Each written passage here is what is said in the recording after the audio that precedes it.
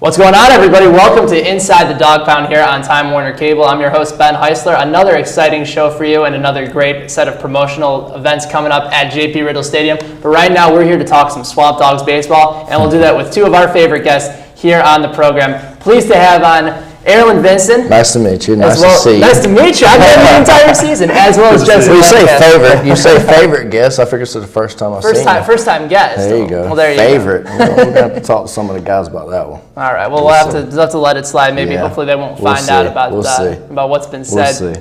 But it's a pleasure to have you guys on, and I'm glad that you guys are here because the both of you, it's an opportunity now for me to talk to two guys that have played college ball together. And both of you hail at Mount Olive College over in Goldsboro. And I'm curious to know how you ultimately ended up in Fayetteville, really, for both of you.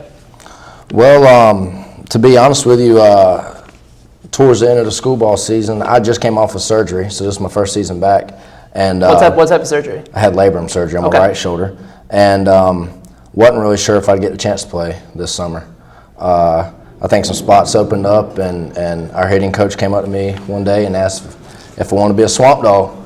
So I jumped at the opportunity, and I'm real glad I did it. What about for you, Jesse? How did you ultimately hear about the SwampDogs? I had played in Wilson last year for a couple of games, and I told my coach I was interested in playing summer ball, and he recommended this. I was saying, let's go to Forest City, it's brand new, and he was saying, no, Fayetteville's the place to be, and I'm really happy with that decision. I'm happy I got the opportunity. Now, obviously, you've known your coach for a long time over at Mount Olive. Happens to be your father and Coach Lancaster. Yeah. And Aaron had an opportunity to play for him as well. What's been that process like, Jesse, growing up with a coach in the family and ultimately playing for him?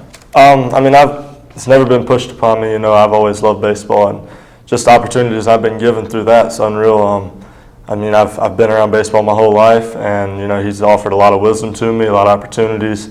And playing for him, honestly, is the easiest thing. I chose to go there over a couple different schools, and he's the easiest coach I've ever played for. He's strict, but he's very good players coach. So do you feel the same way, Airlon? That he's a very relaxed guy, but at the same time he expects a lot out of you and demands a lot out of you? Absolutely. Well, he might say the easiest because he's the coach's son, but no, absolutely. He gives you a more manager feel. He takes it and he just kind of makes the head to honcho decisions. But yeah, absolutely, he summed it up well. Some of my favorite parts about this show is learning a little bit about you guys and where baseball started in your lives. And I'm curious, what's that first memory of baseball that you guys have growing up? I know you got to dig back a little bit and maybe go through the memory pile and flip through those pictures in your head. And Airlon, I'll start with you. What's that first baseball memory that you remember? I got a pretty good one, and he's laughing. I have told this one before. I'm not real sure how old we were, but maybe 5. So you guys have known each other for a considerable amount of time. Second cousins. Yeah. There you go. There you go. There's the connection. Yep, there you go. But he said maybe 5 years old. Wasn't sure if I was left-handed or right-handed yet. I don't know if that's normal at that age. But I remember I had a right-handed Ninja Turtle glove. And for everybody out there, I'm left-handed. He had Donatello. So Jesse and I are out in the front yard playing catch. And again, not sure if I'm right-handed or left-handed. And I wear one right in the nose in his front yard. So it's like the Sandlot all over again. Absolutely. Yep. So to be honest with you, I wasn't sure if baseball was my thing or not. So that's my first memory, not being real good. So I hope that's changed. You remember your first memory, Jesse? I was going to say, being a coach's son, I'm sure right in the beginning I was given gloves and stuff, right from the start, as soon as I could walk, or even probably before that. But that's a better memory he had, so I'm going to stick with that one. I like that one. Now, you guys have gotten to the point where obviously you're playing in a very good school for Division II baseball as well as in the NCAA. But a lot of people don't really recognize until much later that baseball may in fact be something they want to do for a considerable amount of time. And Airlon, you listened to your story and it sounded like initially baseball wasn't going to be a part of your life. Right. But when did both of you guys ultimately figure out? And Jesse, I'll start this one off with you. When did you figure out that baseball was going to be something that you were going to pursue pretty seriously?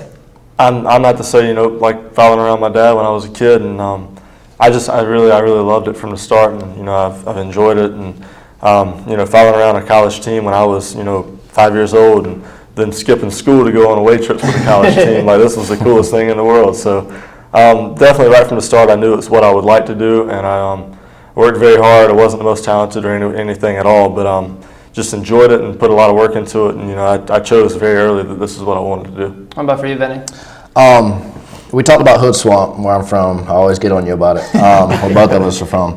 When Jesse and I were real young, there's a lot more kids in Hood Swamp than you think. You know, it's not just Jesse and I. But our dads got together and made a baseball team called the Hood Swamp Rebels.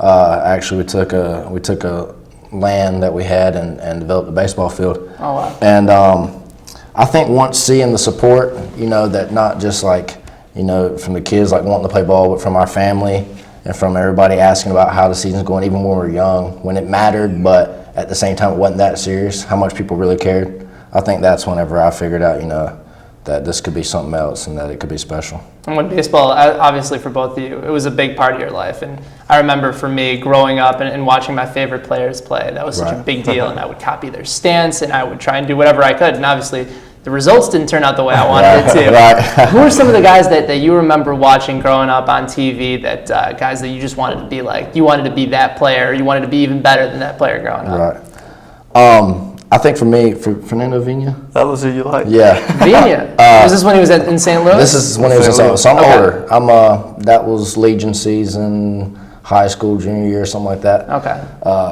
So it might be a little, Vina. absolutely, kind of weird, huh? First baseman, like a little second baseman, like, you know, he wouldn't be my guy. He got hit a lot. Scrappy. Right, absolutely. And I've never been like the standout, you know, overwhelming. I do this great, I do that great, I do everything okay. Yeah. Or maybe not everything okay, but I like to say most things okay. But he got hit a lot. And I remember my Legion season, I liked the way he got on base so much, I led our Legion season with hit by pitches. And that was all I led it in. I didn't lead in anything else, but I did lead in hit by pitches. So you could say that you were a league leader at one point in your life. Right. What about you, And Jesse? one thing. Oh, who was that one player that you sort of idolized I grew growing up up? big Red Sox fan, and growing up, I didn't play outfield as I do now. I was kind of a middle infielder, and you know, Nomar Garcia-Parra was the man. So, you know, he's been in and out now for a while, but you know, I loved him. He was my guy. So, you know, as far as copying stance, no, but he always did this fidgety stuff with his batting gloves and stuff. So, I don't do it now as much. If I do it, it's not by purpose, but definitely growing up, I did a little bit of that. And they used to do the little toe tap in the box he did, and you know, even still, the outcome hadn't been as good for me as him, but.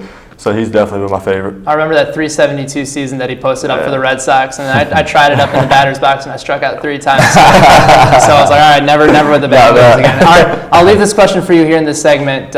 We asked this question last week, and it promoted some fun response. What's the best baseball video game that you guys ever played? Are you guys old school? Like, for me, my favorite is still Ken Griffey Jr. Baseball on N64. But a lot of people like The Show on PS3. What's that best baseball game of all time for you?